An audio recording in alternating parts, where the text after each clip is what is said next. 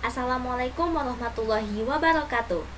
Perkenalkan, nama saya Salsabila Nurul Fauziah dengan NIM 413-210-16.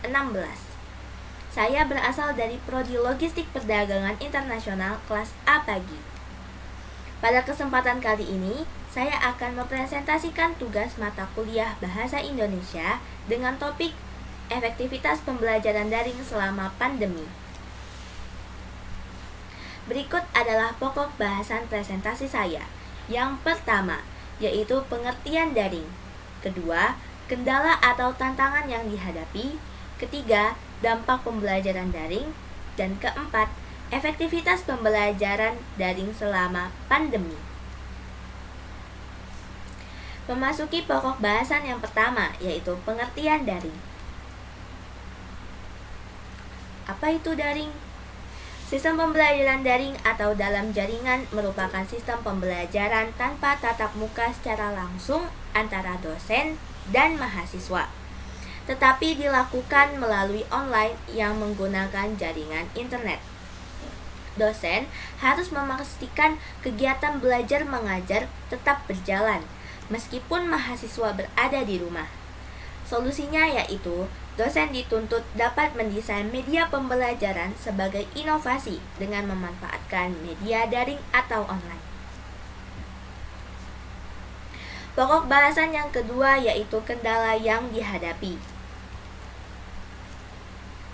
Kementerian Pendidikan Indonesia mengeluarkan kebijakan yaitu dengan meliburkan sekolah dan menggantinya dengan kegiatan belajar mengajar dengan menggunakan sistem daring, sehingga muncul berbagai permasalahan serta kesulitan dalam penerapan pembelajaran sistem daring ini. Permasalahan tersebut antara lain penguasaan teknologi yang masih rendah, keterbatasan sarana dan prasarana, jaringan internet, biaya, dan lain sebagainya. Namun, seperti yang kita telah ketahui, Kemendikbud telah memberikan bantuan kuota gratis untuk mahasiswa ataupun pelajar dengan cara mendaftarkan nomor kartu seluler ke perguruan tinggi masing-masing.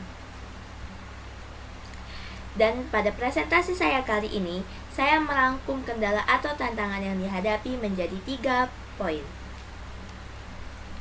Yang pertama, yaitu ketersediaan layanan internet. Sebagian mahasiswa ataupun dosen ada yang mengakses internet menggunakan layanan seluler atau kita biasa sebut dengan kuota, dan sebagian kecil menggunakan layanan wifi. Tanpa adanya layanan internet, maka mahasiswa ataupun dosen tidak bisa mengikuti atau tidak bisa melakukan perkuliahan daring. Selain itu, terdapat beberapa wilayah terpencil di Indonesia yang masih sulit dalam mengakses layanan internet, dan layanan internet di daerah mereka berjalan dengan lambat. Yang kedua yaitu pembiayaan pembelajaran daring. Untuk mengikuti pembelajaran daring, tentu saja mereka harus mengeluarkan biaya yang cukup mahal untuk membeli kuota data internet. Pembelajaran dalam bentuk konferensi video telah menghabiskan banyak kuota data. Contohnya yaitu pembelajaran melalui Zoom ataupun Google Meet. Yang ketiga adalah penguasaan teknologi. Tidak semua dosen, guru, siswa, dan mahasiswa terbiasa menggunakan teknologi dalam kehidupan sehari-hari mereka, sehingga mereka membutuhkan waktu untuk menguasai dan menggunakan teknologi. Selain itu, kepemilikan perangkat pendukung teknologi juga menjadi masalah tersendiri. Seperti mahasiswa atau dosen tidak memiliki smartphone ataupun laptop. Pokok bahasan yang ketiga, yaitu dampak pembelajaran daring. Berbicara mengenai dampak, tentu saja tidak hanya terdapat dampak negatif, namun ada dampak positifnya juga. Dampak positif yang pertama yaitu mahasiswa nyaman mengemukakan gagasan dan pertanyaan. Mengikuti pembelajaran dari rumah membuat mereka tidak merasa tekanan psikologis dari teman sebaya yang biasa mereka alami ketika mengikuti pembelajaran tatap muka atau offline.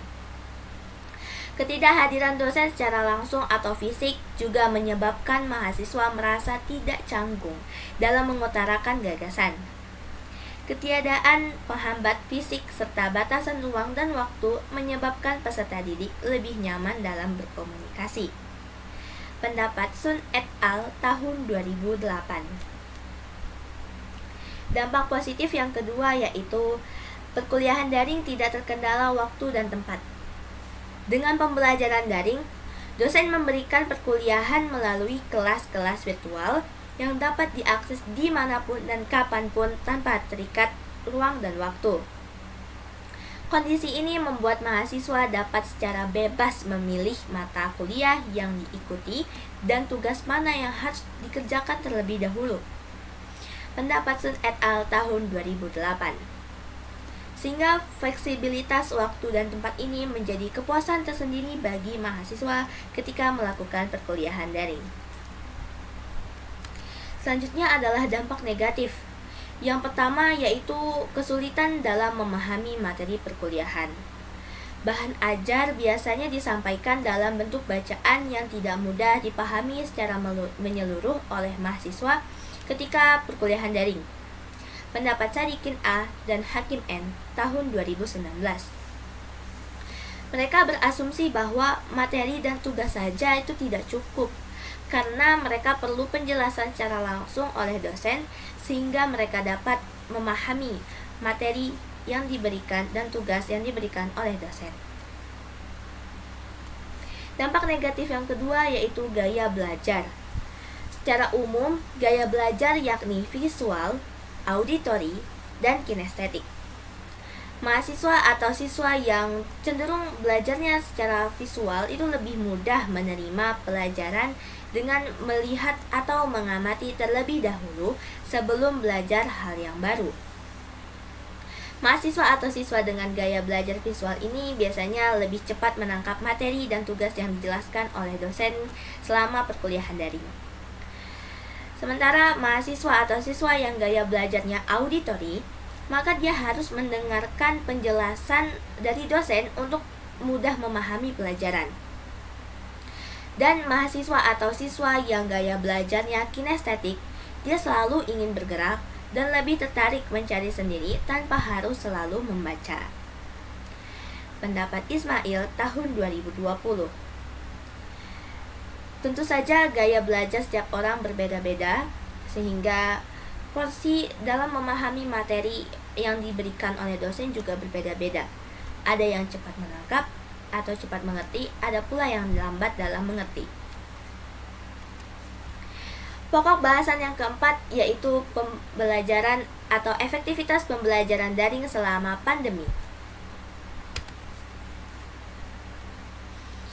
Dilihat dari masih banyaknya masalah dan hambatan pada pembelajaran sistem daring, maka dapat disimpulkan bahwa pelaksanaan kegiatan pembelajaran online belum maksimal dan belum efektif. Pembelajaran atau efektivitas pembelajaran daring ini dipengaruhi oleh kemampuan dosen dan mahasiswa. Kemampuan dosen dalam menjelaskan dan memberikan materi, sementara kemampuan mahasiswa dalam memahami materi yang diberikan oleh dosen. Ketersediaan sarana dan prasarana yang memadai menjadi penunjang yang besar pada kesuksesan pelaksanaan pembelajaran daring selama pandemi. Baik, sekian presentasi dari saya. Mohon maaf apabila terjadi kesalahan. Terima kasih. Wassalamualaikum warahmatullahi wabarakatuh.